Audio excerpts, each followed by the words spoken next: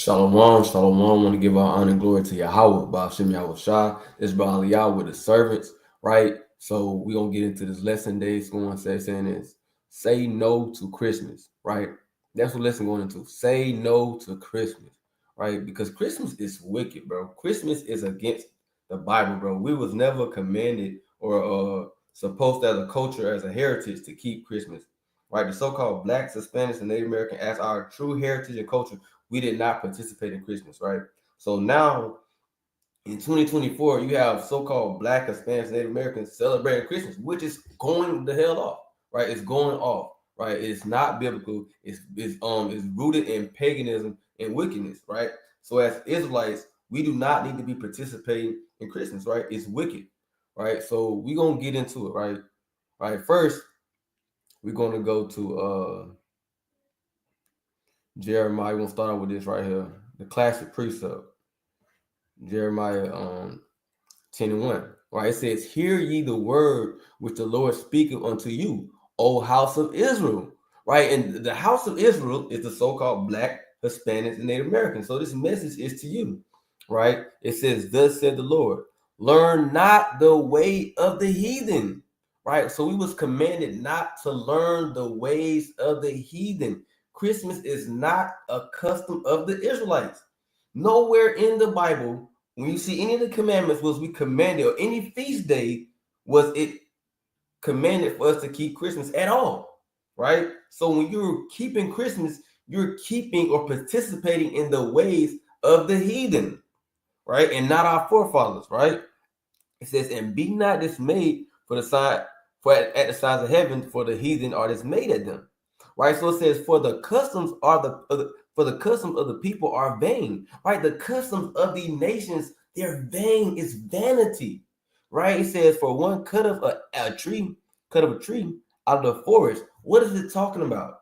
That same Christmas tree, right, that you got in your house now, that you probably bought from Walmart or Lowe's or whatever, right? A Sam's Club. That Christmas, when it first started out on people making Christmas trees, they would cut them out of the forest, right? Now you got a little plastic ones that you put up, but it originated people cutting them out of the forest. So now we're going to stop right there, and we're going to go into what Christmas really is about, right? So I'm going to pull up a couple of things, right? So first,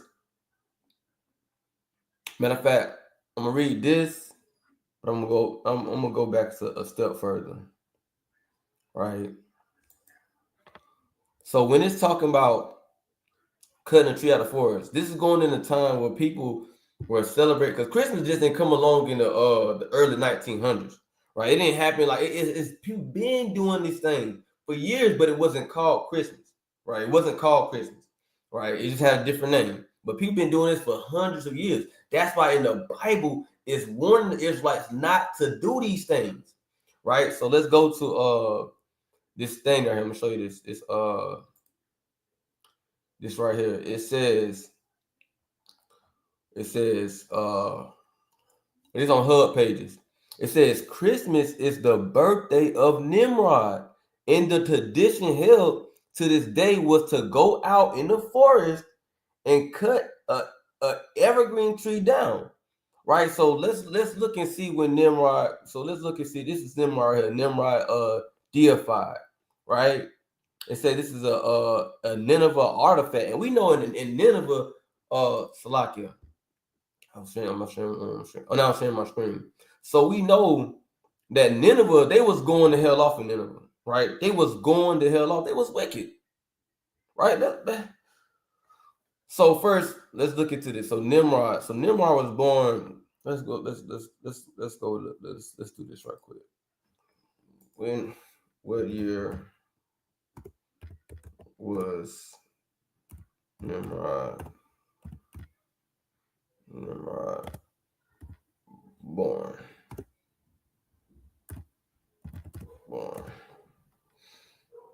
So y'all can get a kind of time frame of how long ago this was that this man was even born. All right, let's see if we got let's see if they got something on here. All right, and if they don't have nothing on here, we gonna keep going. We're gonna keep going. So let me see if they got a time frame. I want a time frame. Okay.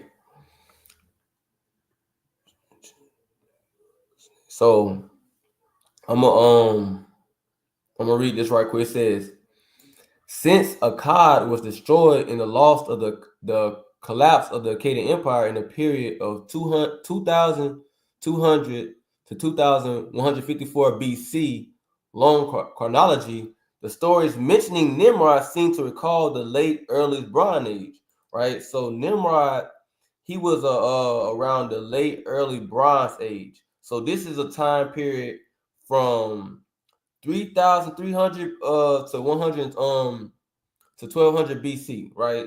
So in the midst of that time period, right, which was thousands of years ago, right, people were holding they were holding traditions of the birth of Nimrod, right?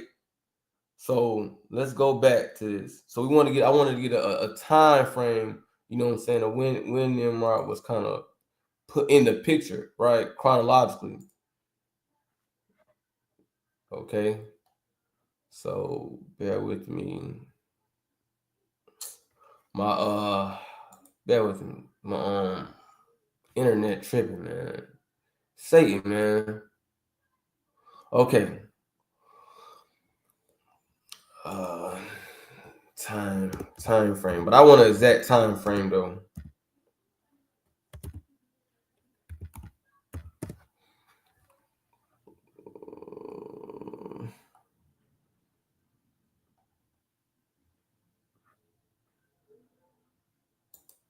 So this is a little bit better. This might be a little better. So it says Nimrod ruled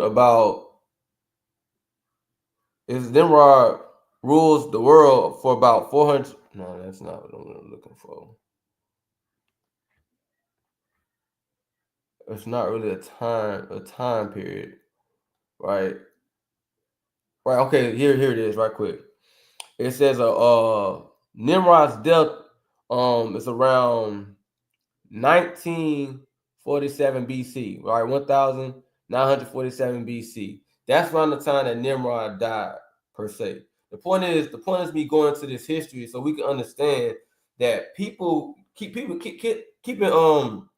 Christmas just didn't start 500 years ago or 600 years ago. It connects to the Bible. There's a reason why this Bible verse is in there, because thousands of years ago, people was doing this very same thing. Heathen had this very same custom thousands of years ago. So that's why in the Bible, it tells you not to do this. So it's nothing. This is nothing. Christmas is nothing new, right? That's the point. That's the point, right? That's the point. So let me go back to make sure that my screen stopped sharing.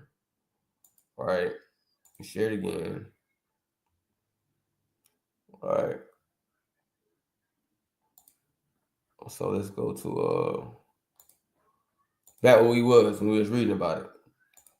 So boom. Again, so the birthday, so the Nimrod, I mean Christmas is associated with the birth of Nimrod, right? So this was 1,000 years ago. So that's why you have in the book of Jeremiah, you have the Israelites being warned, right, not to keep those days, right? And it says, and it got a couple precepts on it. So let's go. We gonna say one of Noah's great grandsons was called Nimrod. Nimrod was a great leader and the first empire builder. Babel, right? And we heard about the story of Babel when they try to build up this whole tower to reach up to the heavens, right? And the Lord sent out some angels and confound them and start speaking different languages after that, right? It says Nineveh, etc. Says he was a ruler of then on the then world. His wife history says was named Samara Sim I can't really pronounce that, but Sim something, right? She was a very great queen. All right, hold on, let me see. Okay, yeah, okay. It says Satan was working to counterfeit God's plan of salvation, and when Nimrod died, the people said he was a god, right? They honor as God. Sem, his wife, told them that he was indeed the sun God. Sun worship began here, and that his spirit was still living. So this is going into idolatry. So all these things is going into idolatry. Christmas starts with idolatry. It begins with idolatry. It ends with idolatry, right? It says here are a few more Bible references pertaining to the idolatry of evergreen trees that God. Okay, we're not getting to it, but I want to get some more. Here, there we go. So this is what you had. These people was honoring on this picture right here. You have people honoring this tree, right? On this tree, they had this tree, right? It says many fail to understand that worshiping God through pagan traditions are in vain, right? And that's why people have to realize when you're saying that, oh, this is Jesus' birthday and all this, that's madness. That's pure madness. And when you go into it, if Christ is walking the earth right now in 2024, he would not be keeping Christmas. If Christ is walking the earth right now in 2024, he would not be keeping Christmas. Why? Because he understood the law. He understood that the custom of these heathen nations was vain. So Christ wouldn't dare keep the customs of the heathen nations. He wouldn't dare be celebrating the birth of Nimrod. He wouldn't dare, right? And he wouldn't even celebrate his own birthday. There's no account of any righteous man in the Bible celebrating a birthday. Any accounts of anybody celebrating their birthday has always been an account of somebody wicked. Let's go to it. All right. Let's go to it. Good. I'm going to Matthew chapter 14 and 6. Go to Matthew 14 and 6. Let me get that Matthew 14 and 6 first. Let's get an example of somebody keeping their birthday, right? And who was it? It was Herod, right? Which was a heathen, a wicked man, right? This is the book of Matthew chapter 14. The book of Matthew chapter 14, verse 6. But when Herod's birthday was kept, the daughter of Herodias danced before them and pleased Herod. Right? So Herod was a wicked man. Right? He's the one that put John the Baptist to death. Right? He the one who ordered his head to get chopped off. Right? And what was Herod doing? Celebrating his birthday. Let's get another example. Right? Of somebody, right, in the scriptures celebrating their birthday. Let's go to Genesis chapter let's see. Genesis 40 and 20, right? Let's get another example. Genesis 40 and 20, right? So we got to understand, right, that this whole setup of Christmas is just folly, right? First, we're going into the history of it. It derives or it begins is formulated with the worship of Tammuz, Nimrod, right? And Tammuz is actually Nimrod's son, right? But we're gonna get into that. But it starts with that, right? Then you got people saying, "Oh, that was Christ's birthday." Christ will be celebrating his birthday, but even then, he wasn't even born in the winter to even begin with, right? So that's false, anyways. But let's go to this. Let's see another account of somebody celebrating their birthday and it's being a person that's wicked, right? This Genesis 40 and 20.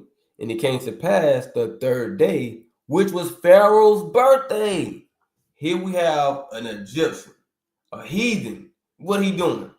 Celebrating his birthday, right? You didn't hear about Joseph celebrating his birthday. You didn't hear about Abraham celebrating his birthday. You didn't hear about Moses celebrating his birthday. You didn't hear about Christ or Zacharias or Elizabeth. You didn't hear about Job celebrating their birthdays. You didn't hear about Ezekiel celebrating his birthday, Isaiah, Jeremiah.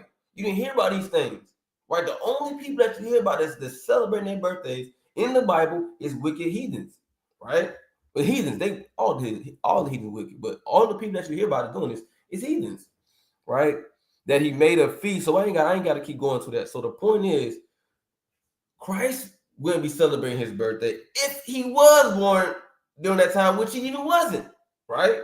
So the point is, you're doing this all in vain, To use the lie to say it's his birthday, it's in vain, right? To say that it's about family coming together, it's in vain. It's all built off paganism, right? So let's go back, right? I want to get some more on that. This is what I want to get right here. This is what I want to get right here. This is really going into Tammuz, you know what I'm saying? Going into Nimrod and things like that, right? So it says, who was really born on December 25th? When Nimrod, the founder of Babylon, died, his wife name again, Semiramis, told the people that her husband's spirit had taken possession of the sun. Remember that last thing we were telling you about? This was the beginning of sun worship, right? People started worshiping the sun because they was worshiping Nimrod, which is idolatry, right? It says she encouraged the people to pay homage to her husband by worshiping the sun. Thus began the evil practice of sun worship. Right? We cannot worship the stars. Right? Let's go right back to Jeremiah. It says, thus, now this is how you know that the Bible, this is what the Bible is talking about. Jeremiah 10:2. Thus saith the Lord, learn not the way of the heathen, and be not dismayed at the signs of heaven. What is the signs of heaven? The sun, the moon, the heathen was worshiping the sun. So in Jeremiah, he's telling you, do not do these things as the heathen are doing. Right? How do we know that? Let's go to Genesis. Show you how this all connects together. The Lord tells you not to worship the sun. Right? The sun is a creation. We worship the creator, not the creation. Let's go to it.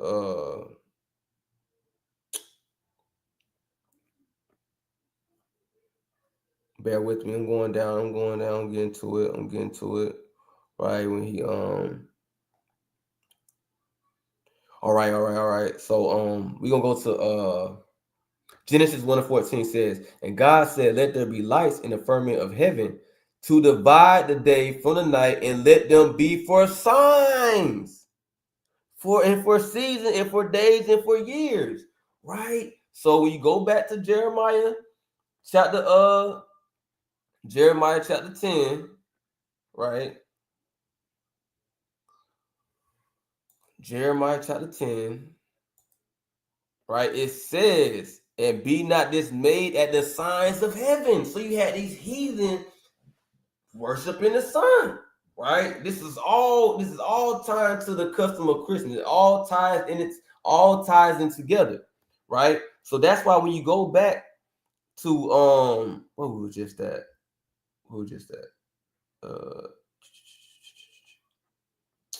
Bear with me, I gotta find that spot we were just at. Okay, yeah.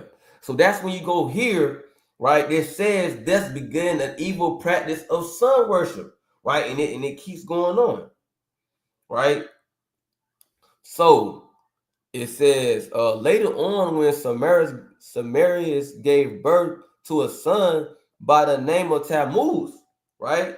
That's what's going on. Now we get into Tammuz, right? It says she hid her licentious from the form of living by lying to the people. She told them that she was miraculously over. It's just pure madness, man. It's pure madness. So she basically trying to say that she basically had a immaculate conception, overshadowed by the spirit of her dead husband, Nimrod, and it was in the way. Basically, she ended up sleeping with another man, right? It says, and it was in this way she was able to bring forth his so-called son of a god. Pure madness, right? So Semiramis also declared that her son Tammuz was in actuality the turn or rebirth of her husband Nimrod. Right? Do you see what's going on here? right? So all this is we talking about. This is all idolatry, right? And I want to get this precept to show you that we don't need to be. We was never supposed to be work. We don't supposed to be worried about these. Come on, get another precept on there. How it's going off worshiping the sun and the moon and all that, man. This is Amos 5:8. It says, "Seek him that maketh the 7 stars in Orion, and turneth the shadow of death into morning, and maketh the day dark with night." So the point is, seek the Lord. Don't you be seeking, don't be like these other nations. Because you sitting keeping Christmas and all these other wicked days, not knowing they all derive and form from paganism. So just because it got a different name, you still doing that same worship, that same idolatry, and it's going off, right? It's going off. So you had these other nations, they look to the sun and reverence the sun, that sun god Nimrod. But we as Israelites, we don't do that. We need to seek him that made the stars. Worship him that made the moon, the sun, and all these different things. And that's Yahweh, Ba'ashem Yahweh Shah, right? So boom, let's go back to where we was at, right? With this story. And then we're gonna go back to Jeremiah, because it's all connecting into one thing, right? It says, and since Tammuz was born on December 25th, right? This is a whole cover-up. They got you saying, oh, Christ was born on December 25th. No, Negro, he was not.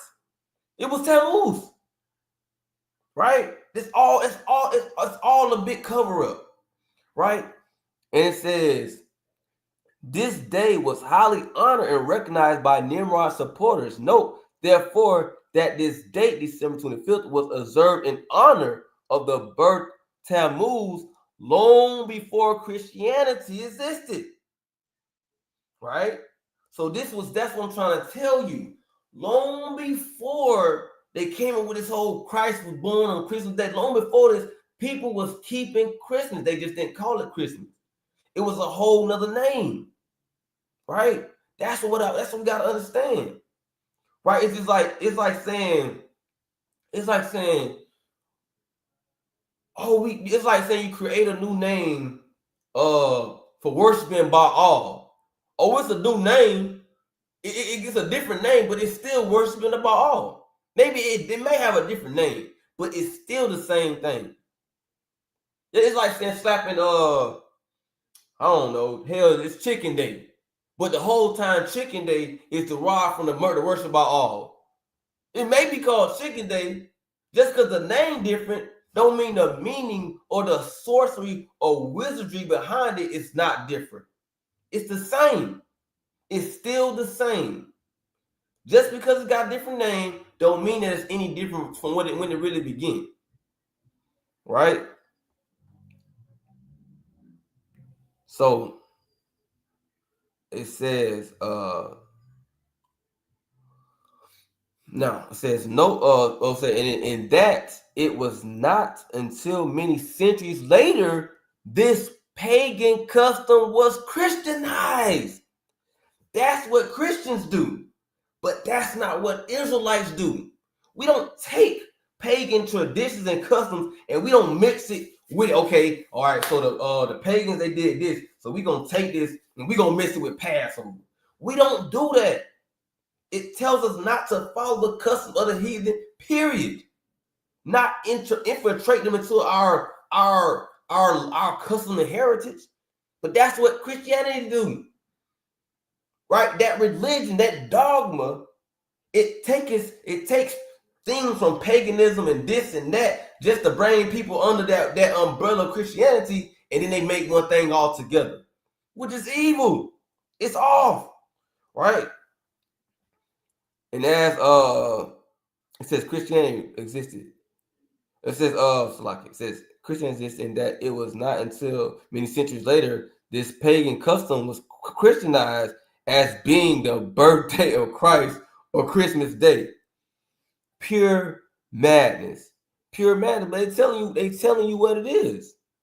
They straight up telling you what it is. Right? And you can Google these things, right? This is the age of information. Let me get this precept. Get this precept in the book of Amos. Not Amos, Hosea. Right? It says, my people are destroyed for a lack of knowledge. Our people don't take the time to go look. They don't take the time to go search things out. Search out the truth. Right?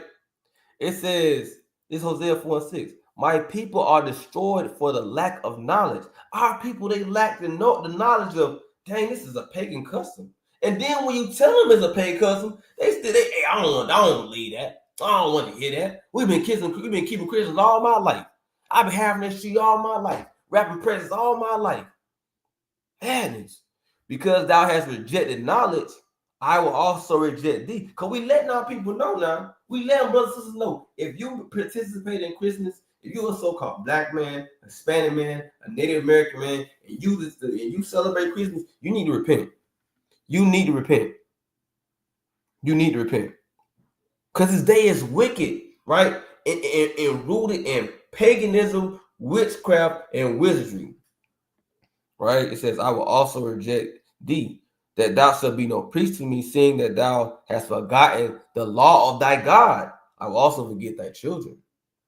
Right? So we can't sit here.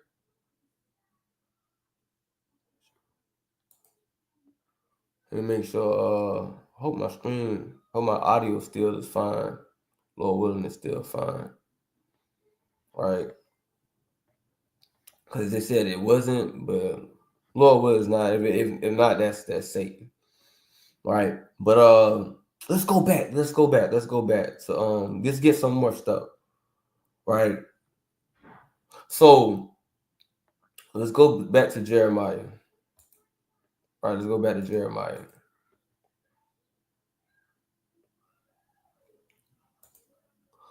Right, and let me go Jeremiah 10.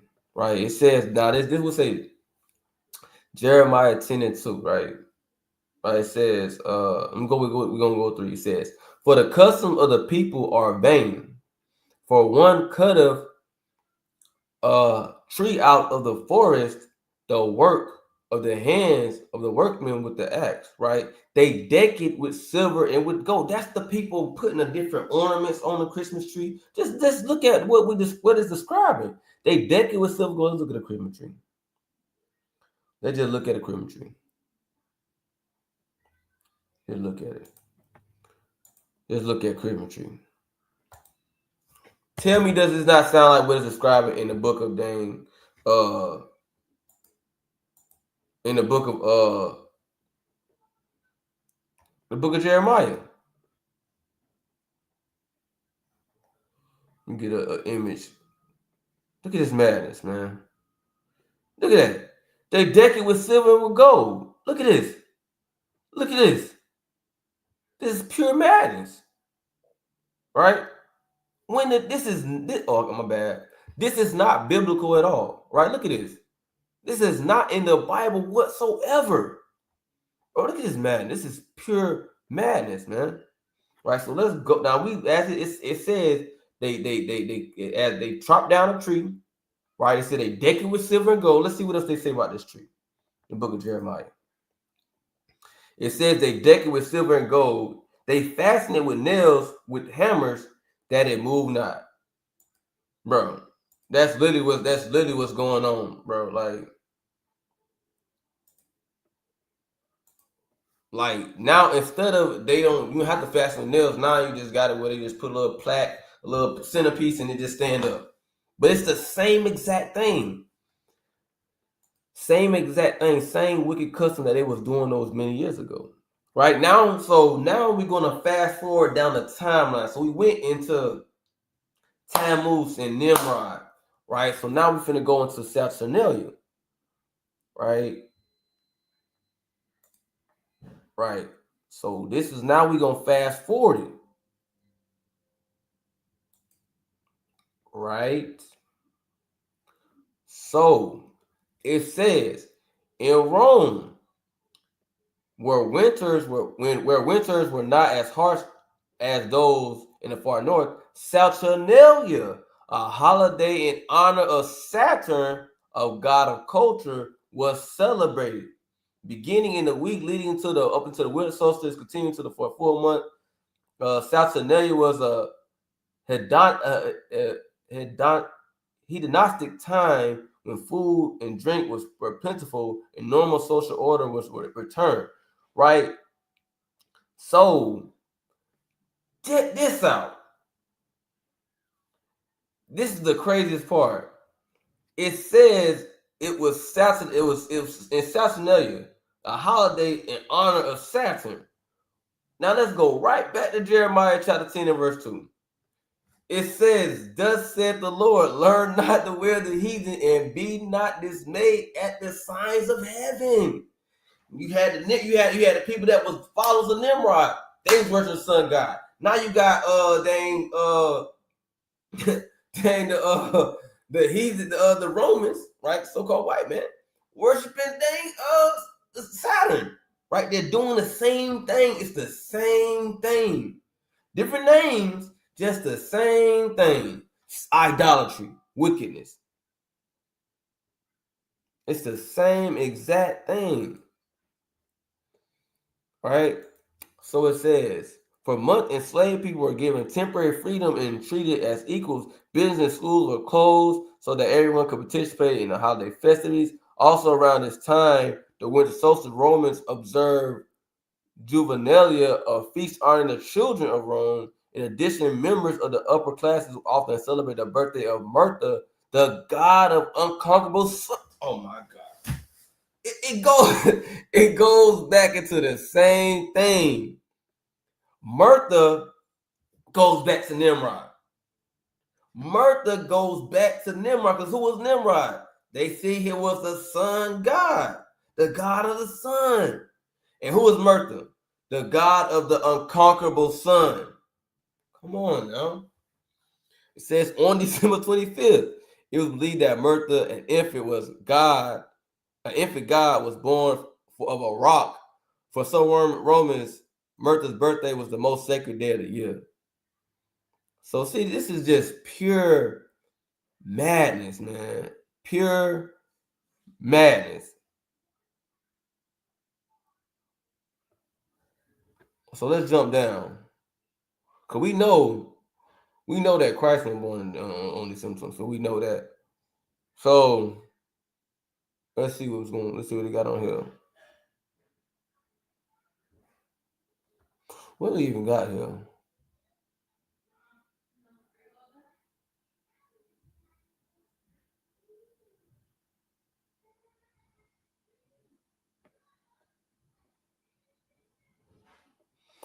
In the early years of Christianity, Easter was the main holiday. The birth of Jesus was not celebrated. Of course, it was not. In the 4th century, church officials decided to institute the birth of Jesus as a holiday, which is pure madness, right? It wasn't Israelites. Unfortunately, the Bible does not mention the date of his birth, which it does not. It says, although some evidence suggests that Jesus' birth may have occurred, which it did, occurred in the spring. Why would shepherds be herding in the middle of winter? Exactly true, right? And that's in Luke chapter 2, verse 8. Right? But this is, man, this.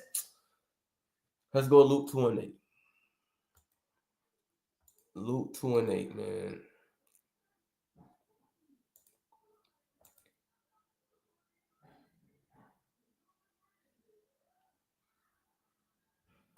It says, and there were in the same country shepherds abiding in the field, keeping watch of their flock by night. What shepherd's gonna be out in the field with sheep at nighttime while it's cold as hell in the winter? It makes no sense, right? Pure madness, right? So this whole Christmas thing is debunked. It's wicked. It's going off. It is not a custom of the Israelites at all whatsoever, right? Oh, what's I want to get? Oh man, was it something else I want to get? Oh yeah. So instead of keeping Christmas, the Lord has set it up in a way, instead of keeping Christmas, why not try to keep the Feast of Dedication? That's what Christ kept. He didn't keep Christmas, but he actually kept the Feast of Dedication. Right? Let's check this out. All right. Let's go to John 10 and 2. 10 and 22.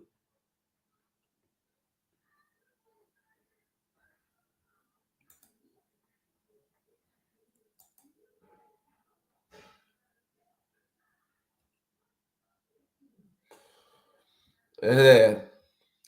And it was at Jerusalem, the Feast of Dedication, and it was winter. So this is where you hear about the Feast Dedication. So where do you read about the Feast Dedication? Where it's expounded upon, where it's going to how they kept it. Where do you find it at? In the Apocrypha, right? So here you have, and it says, and Yahweh walked in the temple in Solomon's porch. So Yahweh, he kept the Feast Dedication, right? So where are we going to go to where the Feast Dedication is mentioned in the Bible? It's in the Apocrypha, which is also part of the Bible, right? It was taken out, right? So let's go to where they start to keep the feast dedication. So we can show you, like, instead of saying I'm gonna keep Christmas, keep the feast dedication. And you can still make that decision right now as this live is going on. Right?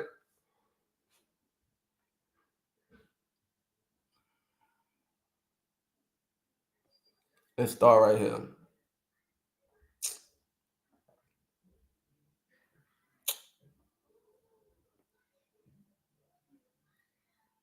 All right, so we're gonna start at First Maccabees chapter 4, verse 36. Then said Judas and his brethren, behold, our enemies are discomfited. Let us go up to cleanse and dedicate the sanctuary. Because at this time you had Antiochus, this filthy wretch, filthy, nasty, stinking heathen, right? He defiled the temple, right? Our temple, right? The heathen defiled our temple. They was sacrificing pork on the temple. They was doing all kind of manner of wickedness in the temple, right? So that our forefather Judas, which is so-called black man, right? A Levite, right? And he had to go, him and his brother, they had to re-cleanse the temple, right? So it says upon this, all the hosts assembled themselves together and went up into Mount Zion. And when they saw the sanctuary desolate and the altar profaned, right, and the gates burnt up and shrubs growing in the courts as in the forest or in one of the mountains, yea, the priest's chambers pulled down, they rent their clothes and made great lamentation and cast ashes upon their heads. So this had to be a scene, right? This is a scene that hurt them, seeing our temple so desolate, so profane, so filthy. Because one thing about the temple, it was always kept clean, kept nice, and through the Spirit, we supposed to keep this temple clean, nice, unprofane,